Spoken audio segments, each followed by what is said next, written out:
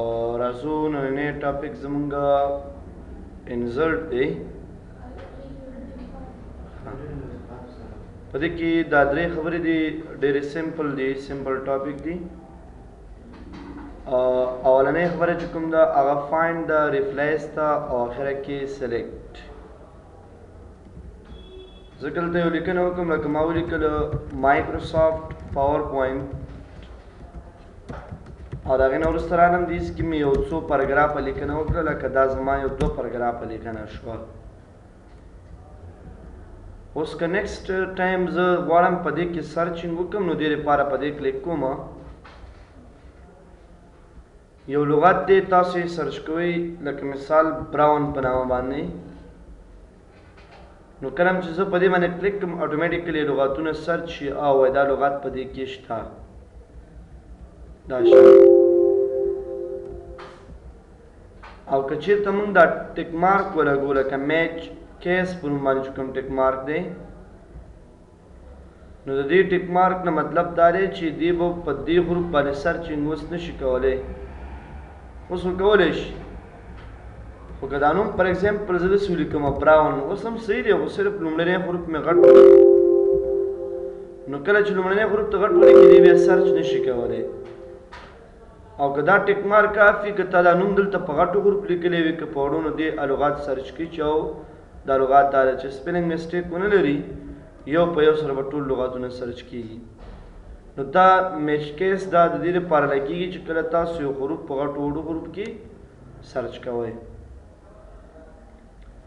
بیر هغې نه وروسته په دې کې لکه یو نوم زه لیکم ما علي ولیکلو او بیا مې ولیکلو فار ایگزامپل ولی دا دواړو کې یو نوم دی چې علي په نوم باندې یو دا دی او بل دا دی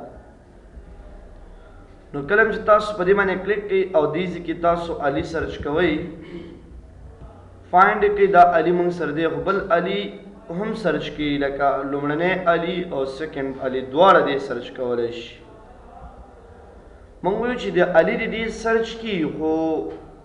هغه علي دې سرچ کړي کوم چې ځان ته لیکل شوی دی نو فایند هول ورډز انلی دا ټیک مارک لګو د دې ټیک مارک د لګېدو سره به تاسو پرې فایند نیکسټ باندې کلیک کوئ نیکسټ بیا چې کله کلیک کوو دوی وایي دیټ واز د لاست میچ وی فاوند مطلب دی چې نور کوم داسې خبره نشته او که دا ټیک مارک تاسې اف کړی وي نو مطلب دا دی چې که هغه د یو بل حروف سره یو ځای وي چې هغه شانته کې وي هغه به تا د دې سرچ کوي او دا درې ټیک مارک خو یوز کولی د دې د وجې نه نشو چې دا د پښتو دپاره دی او پښتو دپاره موږ مایکروسافت ورډ کې خبره کړې وه چې دې دپاره پروفینګ نشته مایکروسافت پاور پوینټ هم تاسو ته کولی شي سپیلنګ او ګرامر چیک کړي نو دې یوزنګ ځکه نشو کولی چې دا د پښتو دپاره دی او ریپلیس څه کار کوي ریپلیس مطلب دی چې ته د علي نوم په جانولی باندې بدلې نو ته بلته ولیکې جانولی ریپلیس کړه اتوماتیکلی ستا یو نوم دی کې جانولی ته څنګه شي چینج شي نو ریپلیس دا ریپلیس آل مطلب دا چې ډېر نومونه که موږ سره وي د هغې د چینج کولو دپاره بیا ریپلیس کې موږ سره یو ریپلیس دی یو ریپلیس فانټ دی ریپلیس هم هغه خبره ده چې یو نوم په بل نوم او ریپلیس فانټ نه مطلب دا دی لکه تاسو یو فانټ سټایل بل فانټ سټایل ته بدلول غواړئ لکه ایرل نه کوم یو سټایل ته دا چینج کوو مثال دې سټایل ته نو چې کله ریپلیس باندې کلیک کوم دې اتوماتیکلی هغې ته چینج دا سټایل په یو ځل به دا لیکنه سلیکټ کوو او هغې نه وروسته به راشي ریپلیس فانټ باندې به کلیک کوو زم ایرل فانټ نه باید د دې سټایل نه یا د دې سټایل نه کوم یو سټایل ته چینج شي دې سټایل ته یو سټایل نه بل سټایل ته د تبدیلولو دپاره ریپلیس فانټ تاسو استعمال کوئ او سلیکټ آل نه مطلب دی چې ټول سلیکټ کا هر څه سلیکټ آل نه مطلب دی ټول سلیکټ کا سلیکټ ابجیکټ دې ته ویل کېږي لکه تاسې یو شیپ راوالې لکه دا یو شیپ دی او د دې نه کاپی نیوالی دا شانته نو زه میره په دې کې چې کومې ابجیکټ ما سره دي هغه سلیکټ کوم نو چې کله تاسو دا ټیک مارک لګولی او تاسو د سلیکشن والی نو تاسو ته دې ابجیکټ سلیکټ کړئ ابجیکټ خو که دا ټیک مارک نه وي لګېدلی نو بیا دې داسې کوي چې دا سلیکشن سره دې که دا ټیک مارک لګېدلی دی به اونلی آبجیکټ سلیکټ کوي. اوس ګوره ټیک مارک اوس ولګېدو چې کله زه سلیکشن علم که نه نو دې تاسو سره ټیکس باکس یې پرېږدي او د ټیکس باکس په ځای شی سلیکټ کوي د سره آبجیکټ. او چې کله ټیک مارک تاسو سره نه وي لګېدلی نو بیا به دې تاسو ته ټیکس باکس یې آبجیکټ یې ټولې سلیکټ کوي. دا آپشن دی. او سلیکشن پن دې ته ویل کېږي زه هم دا آبجیکټ ټولې هایډ کړه او یا بېرته شو کړه. دا خو ورډ وغیره ځینو کې مې ویلي وو دا خبرې که نه نو دا سمپل یو څو خبرې په ایډیټینګ پاتې وي هغه بیا تاسو ته وکړئ. د هغې نه وروسته بیا بله خبره چې کومه ده هغه په څه کې ده هغه انزرټ کې ده. انزرټ کې ډېرې خبرې دي لکه تاسو د سلایډ ټیبلز ایمیج وغیره دا وګورئ. سلایډز خو ما تاسو ته په دې هم کې تشریح کړې تاسو ته چې کنه نیو سلایډ دغه شان په انزرټ کې هم موږ سره نیو سلایډ شته لکه ټایټل ان کنټینټ سیکشن هیډر ټایټل ان سلایډ ټو کنټینټس کمپیریزن. دا ډیفرنٹ سلایډز دي چې موږ ته دلته دا راکول کېږي. خو یا دې چې نه موږ هغه سلایډ الو یا د هغه ځای نه الو دا کوم توفیر او فرق نه لري. او شارکټ یې نشته. ډوپلیکیټ شارکټ یې څه دی کنټرول ډي چې کله تاسو د یو سلایډ نه ډوپلیکیټ الئ د هغې لپاره کنټرول ډي تاسو استعمالولی شئ. او بیا په دې کې ټیبل هم شته لکه تاسو په دې ټیکس باکس کې یو ټیبل راکړئ لکه زه لیکم مثال آیټم پرایس لیست دا مې ولیکل نو اوس دوی په دې کې آیټم آی ډي او د هغې نیم د هغې پرایس او د هغې ماډل دا خبرې پکې ور واچوم. دا یو ټیبل دی. اوس نو دا ولیکم مثال آی ډي آیټم نیم د هغې ماډل او د هغې څه د هغې پرایس. اسې مثال دا ما درکړو چې یو ټیبل کې تاسو دلته دا قسمه خبرې کولی شئ لکه موږ وایو چې دې کې باید 1 نمبر آی ډي راشي فار ایگزامپل آیټم کمپیوټر راغی او د هغې نه وروسته ماډل یې فار ایگزامپل ډیل دی پرایس مثال 3000 روپۍ دی. دویم ماډل چې دی هارډ ایکس دی موږ سره د هغې نه وروسته چې کوم دی دا هم موږ سره چې کوم دی ډیل دپاره دی او دا د دې قیمت دی. نو دا اصلاً کې موږ سره د ټیبل دی چې تاسو ټیبل ډرا کوئ. فلش دی مثال دا چې دی مثال سونی کمپنۍ جوړ کړی دی او د دې قیمت 1200 روپۍ دی. نو ټیبل د دې لپاره چې تاسو پکې یو لیکنه وکړئ د دې ډیزاین ته راشئ دا ډیزاین مو نه خوښ دی بل ځای ډیزاین ورکړئ ورته کوم ډیزاین چې ستاسو چایز وي هغه ډیزاین دې نه ورکړئ. اوس که سلایډ باندې زه ګورم دا لږ واضحه موږ ته ښکاره کېږي. پوه شو تاسو که نه. نو ټیبل خو موږ په ورډ کې ویلی ایکسل کې ویلی او پاور پوینټ کې هم استعمالیږي لکه ډرا ټیبل هم شته دی که خپله خوښه باندې یو ټیبل ته جوړې دا هم په دې کې شته. که دې ټیبل ته مثال ته لږ ډیزاین بدلی نو دې ډیزاین کې څه کویک سټایل د ټیکسټ لپاره دا شته پکې دا پکې موږ یوز کولی شو. د بارډر دا ډیزاین چینج کوو موږ نو دې نه د بارډر هغه سټایل هم تاسو کولی شئ چینج کړئ. نو دا اصلاً کې په دې کې سټایلز دي چې تاسو یې دې ته ورکولی شئ. بارډر سټایل ورکوئ که د هغې لپاره کلر تاسو چینج کوئ لکه دا د دې کلر دی دا کلر هم چینج کړئ تاسې دا شان ته. نو ټیبل هم په دې کې شته دی تاسو یې دې نه راخیستی شئ. اصلاً خبره په دې کې د امیج ده لکه تاسو یو تصویر به څنګه راوړئ پاور پوینټ ته نو د تصویر د راوړلو لپاره به تاسو پکچر باندې کلیک کړئ کوم ځای کې چې تاسو سره تصویر پروت وي هغه ځای نه به تصویر مونږ راواخلو. say for example دا یو فوټو دی زه به انسرټ د تصویر زما دغه کې نه راځي دا ویل ته بیا وکړم دا دې خو خبرې به وکړو صحیح ده. نو په دې کې موږ سره امیج دی لکه دې کې فوټو البم دی سکرین شاټ دی آنلاین پکچر دی. فوټو البم مطلب دی چې کله ته د سلایډ ته د یو نه زیات تصویران راوړې نو هغې لپاره به موږ راځو نیو فوټو البم باندې به کلیک کړو فایل ډیسک باندې به کلیک کړو موږ نو دلته چې کوم تصویران ستا پراته دي هغه ته کولی شي از سلایډ دلته راوړي. مثال دا فوټو دی دا فوټو دی کوم فوټو چې زمونږ خوښ شي نو هغه سلیکټ کو any food for example دا فوټو شو دا شو دا فوټو دی دا فوټو دی دا ټول مې سلیکټ کړه انسرټ باندې کلیک کوم دیز کې براشي اوس دا فوټوز تاسو راوړئ نو تاسو دې ته ټیک مارک کې ولګوئ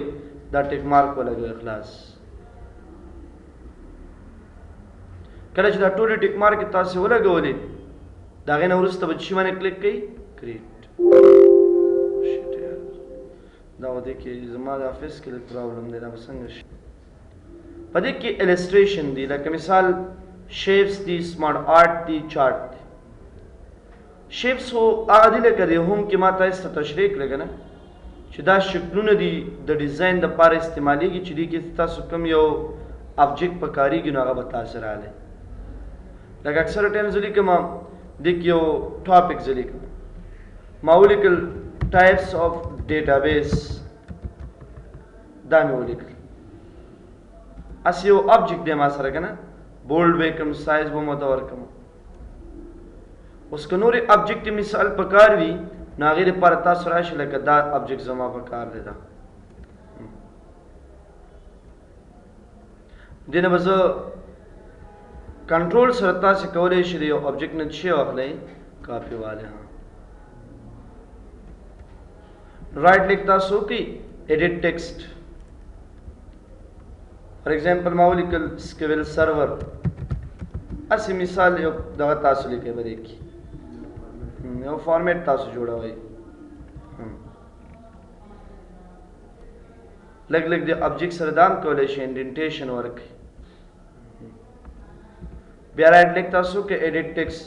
فار ایگزامپل ما ولیکل مایکروسافټ ایکسس راشه انډینټیشن ورکړئ بالکل مطلب پاغه دغه کې نه دغه سایز کې همدغه شان رائټ لیک فار ایگزامپل اوریکل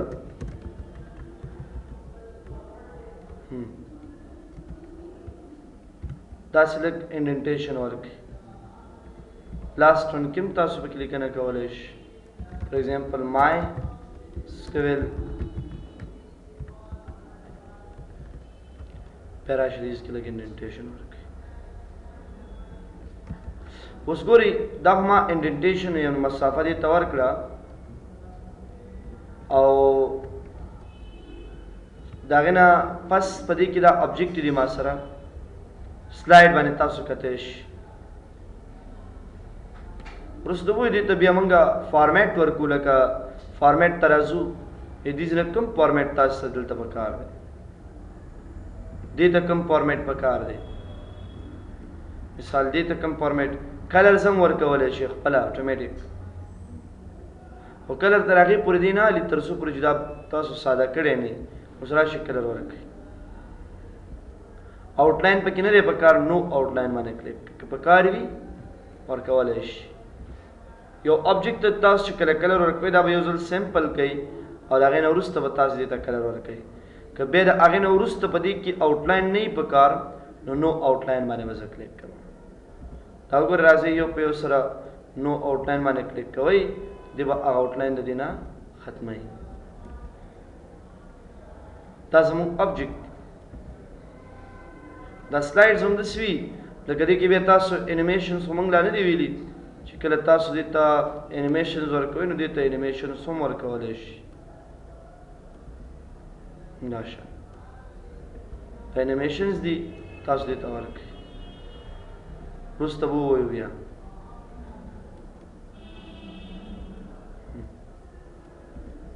راشئ تاسو په دې سلایډ باندې کلیک کوئ اوس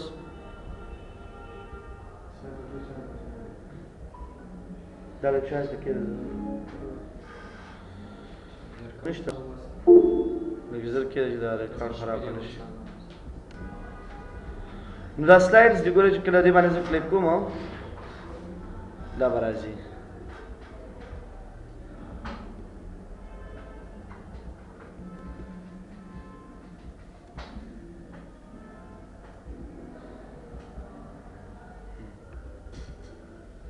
سلایډ ستاسو خیال شته په دې کې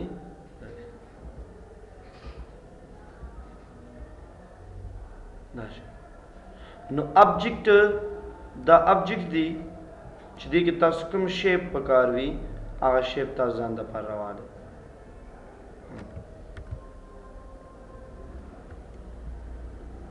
او بیا د هغې لپاره کوم ماډل فارمیټ پکار دی هغه فارمیټ راواله کنټرول سره تاسو دی شی اخیستی شي کاپي هو کنټرول چې کله ونیسو تاسو د آبجیکټ نه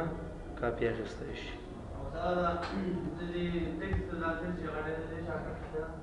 کنټرول بریکټ سره د ټیکس اندازه غټېږي نو دا اوس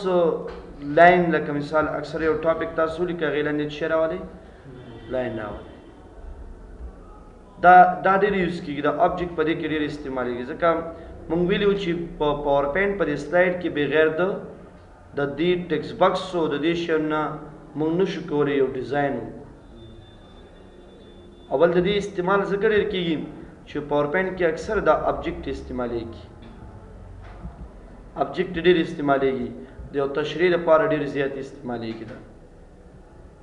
لکه موږ یو تشریح کوو که نه نو هغې تشریحاتو دپاره چې دی دا ډېر استعمالېږي دا آبجیکټ لکه تاسو یو شیپ رالی او بیا د هغې نه وروسته ډوپلیکیټ دی هلې داسې ډوپلیکیټ دا شان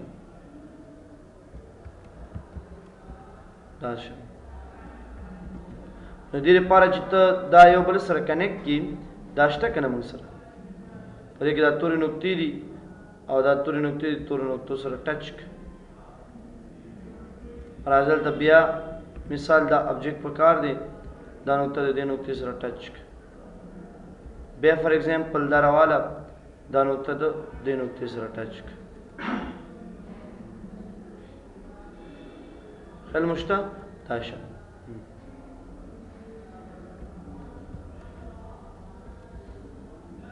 دا ابجیکټس دي موږ سره په هر فارمیټ تاسو ورکوئ سلایډ کې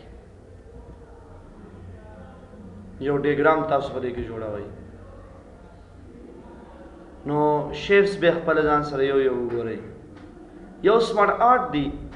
لکه د دې اصل مقصد دا دی لکه تاسو زیاتره ټایم دلته راشئ یو نیو سلایډ باندې زه کلیک کوم لکه ما دې کې ولیکلو کمپیوټر پروسیسنګ cycle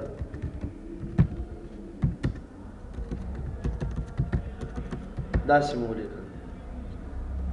ما ولیکلو input device for example processing input processing output آخر کې storage کله چې تاسو د انسرټ تر راځي سمارټ آرټ باندې کلیک کړئ نو ما ته څه وکړه دې کې پروسیس والا سټایل استعمالې سایکل والا سټایل استعمالې کوم سټایل دا به تاسو ته ډایرکټ درکړي دې لپاره چې دا لیکنه په هماغه سټایل سره راشي هم کې موږ ویلو کنه دا تاسو ته چې د مور سمارټ ته راشي په دې کې دا پروسیسینګ یا سایکل دې سټایل باندې چې کله زه کلیک کوم هماغه لیکنه دې ته کنورټ کړي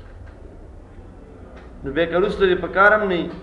هغه ډیزاین راشي چې بل یو ډیزاین والا مور لیوټ ته راشم پروسیس سټایل کې یو ډیزاین والا پروسیس سټایل کې دا شان دا تیار ابجیکټ دی بیا دې کې تغیرات هم راوستی شو لکه انپوټ دپاره فارمیټ ته راځه دې نه دا سټایل بدل کړه دې لپاره مثال بل یو سټایل د دې لپاره فار ایگزامپل یو بل ډیزاین د دې لپاره فار ایگزامپل یو بل ډیزاین اچھا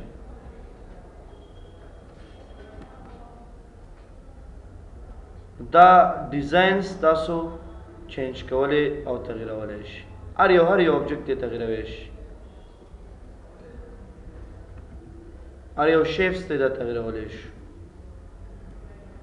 په دې کې نور څه شته دی نه که نه په پاور پوینټ کې همدا خبرې دي چې څنګه به یو ډیزاین یو شیپ رالو او هغه به ایډیټ کوو کومه نوې خبره پکې نشته نو دا سمارټ آرټ هم هماغه خبره ده او د هغې نه علاوه په دې کې ګراف شته لکه موږ چارټ ویلي و ایکسل او ورډ کې که نه دا هم هماغه ګراف دی لکه تاسې اکثر ټایم یو ګراف ډیزاینوئ ګراف څه دپاره استعمالو چې کله یو کمپلیکس ډیټا په ګرافیکل فارم کې وګورو نو دې کې کالم دی لاین دی کالم چارټ به زه استعمال کوم دې سره خامخا ایکسل پروګرام خلاصېږي لکه زه مثال جوړوم په دې کې چې ما ته باید آیټم وښیي چې په 2000 او شپاړسم کې 2019 کې 2013 کې او 2019 کې موږ څومره سیل کړی دی سیل موږ کړی دی آیټم پر ایگزامپل زه لیکم په دې کې کمپیوټر صحیح شو که نه فلش هارډ ډیسک دا درې قسمه آیټم شو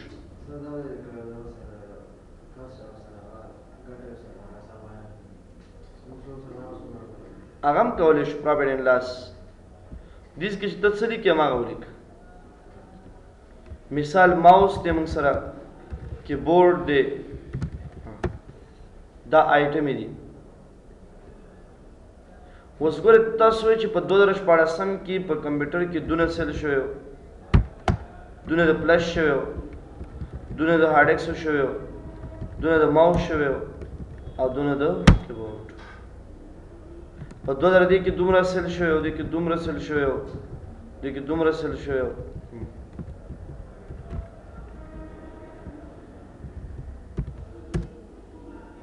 داش همداشان 2013 کې د دې سیل هغه اماونټ مقدار معلومایي ته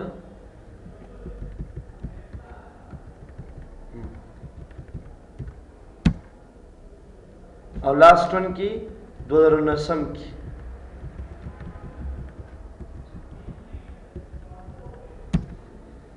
کله چې دا معلوم شو دا کلوز کړئ ایکسل دې لپاره ټایټل هم ورکړئ فار ایگزامپل 2060 up to 2090 year cell graph ټایټل میټل نه تیر شو دا ستا چارټ دی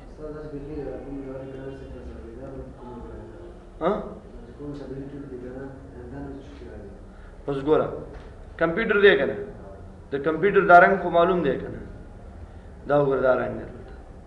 د فلش رنګ دا شو د هارډ ډیسک رنګ دا دی او د ماوس رنګ دا دی د کیبورډ دا نو 2014 کې دا د 4 دی 15 پراډکټ دي که نه کوم یو ډېر خرڅ شوی و 2014 کې فلش په 2019 کې څه خرڅ شوی ډېر په 2013 کې او په 2019 کې هارډ ډیسک فلش یو شان دی په دې کې لږ تغیرات راولي نو ته دا سلیکټ کا راشه دلته ډیزاین ته زه هم دې دپاره دا سټایل هم لږ چینج کړه او ډیټا ټیبل دې دپاره والي دا ډیټا ټیبل د دې دپاره چې د هغې سره د هغې خپل هغه چې کوم د کمپیوټر مقدار دی په 2014 کې په 2019 کې په 2019 کې هغه ټول مخامخ وښیي صحیح ده که نه اب شو کېږي موږ سره بیا دې کې دا هم کوی شو چې فلټرایزیشن وکړو لکه موږ داسې ورته ویلی شو چې نه دا ټول ټیک مارک آف که صرف ما ته د کمپیوټر ښایه راشي پلی باندې کلیک کا صرف د کمپیوټر ما ته شو کېږي خو چې 2014 کې د کمپیوټر سیل ډېر دی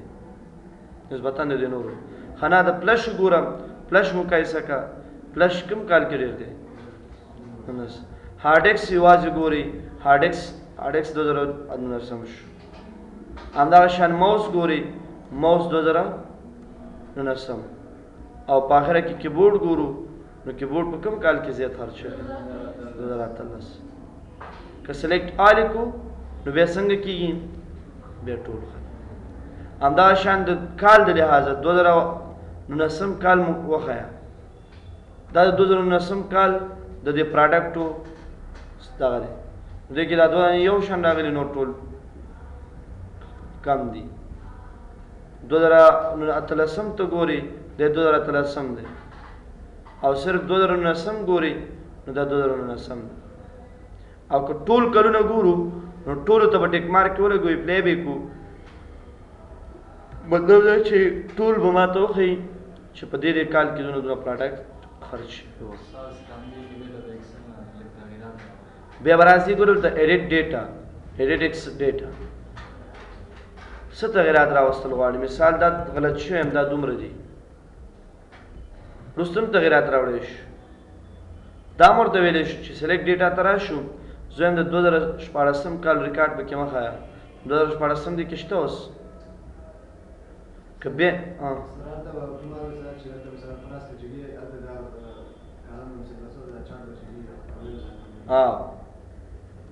چې کله تغیرات راوستو مثال دا پلش کې په 2013 کې دا پیسې لږ زیات دي په ګراف کې به تغیرات راځي نو دا اصلا کې چارټس دي او دا د دې ټیپ نه بل ټیپ تم بدلوي شي پاید مطلب د پای لپاره چې کوم ډیزاین نه دی هغه تاسو والي کوم یو کې زیات سیل شوی دی اته 40% په چی کې دی کمپیوټر کې نه 2018 کې دا کال د لحاظ دی 2018 کې ټولو کې مطلب 2018 کې مطلب که کمپیوټر دی که فلش دی که هر څه دی ټول خی درته ځکه دا د کال د لحاظ شوس دا د کلونو رنگونه دي دا 2014 کال رنگ دی دا 2019 دی 2013 او 2019 ها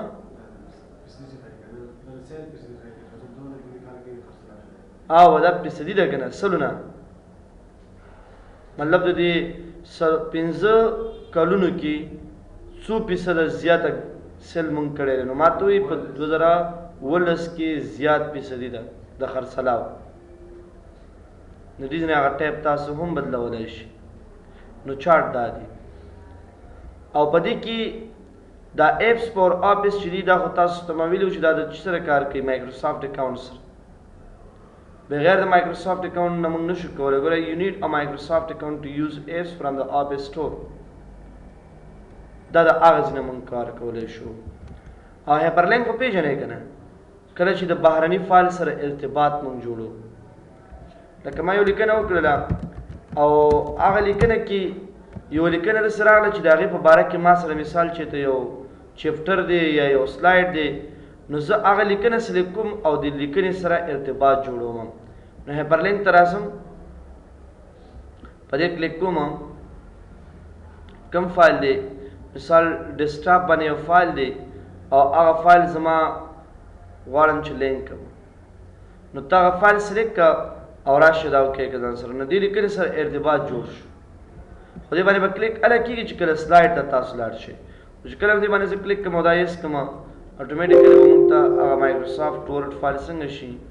هغه به راشي راسره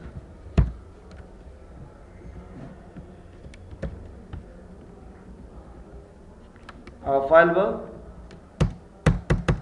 راشي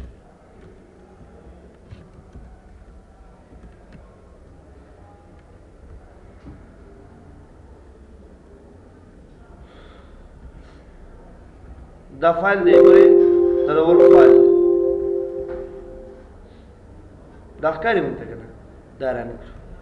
نو ته د بهرني فایل سره د ارتباط جوړونې لپاره دا طریقه استعمال کړه هایپرلینک صرف همدې لپاره یوز کېږي چې موږ سره بهر کوم فایل وي او د هغې سره لینک جوړ هر یو فایل سره هر یو ټیکسټ سره چې لینک جوړې بس صرف هایپرلینک باندې به کلیک کې دلته به راځي مثال ډیسکټاپ وغیره بیا د هغې نه وروسته فایل او بیا په هغې کې نوم کې هم تاسو تغیر راوړی شي نوم کې نشو راوړی ځکه دې لیکنې سره لینک جوړو او سکرین ټایپ دې لپاره دی چې یو میسج پې راشي مثال زه لیکم پلیز click on this link دا ځان سره وکړئ که دا م وکړئ next time او فایل خلاصېږي نو د بهرني فایل سره د ارتباط جوړونې لپاره به څه استعمالوئ تاسې هایپرلینک. پاتې شو ایکشن، دا به انشاءالله بل کلاس کې د دې شیانو سره یو ځای درته تشریح کړم ځکه د ټایم ختم.